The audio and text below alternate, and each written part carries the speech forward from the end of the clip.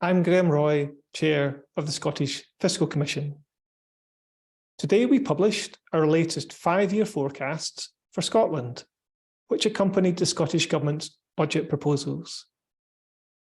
The cost of living crisis means that we now expect the purchasing power of household incomes in Scotland to fall this year by the largest amount since Scottish records began in 1998. Inflation should peak at around 11% by the end of this year, outstripping most pay increases. And adding to the squeeze, we see interest rates having risen to levels not seen since before the global financial crisis.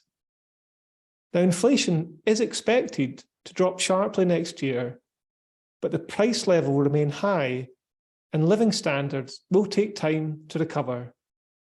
Indeed, by 2025-2026, we estimate that real disposable income per person in Scotland will be no higher than 10 years earlier.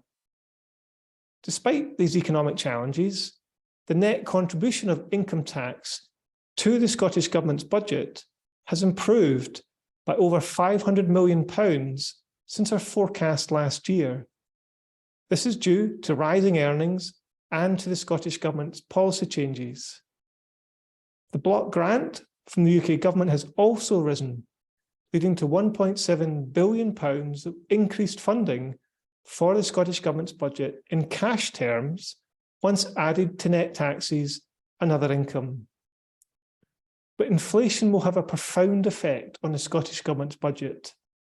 After allowing for rising prices, the total resource budget will only be marginally higher than for last year.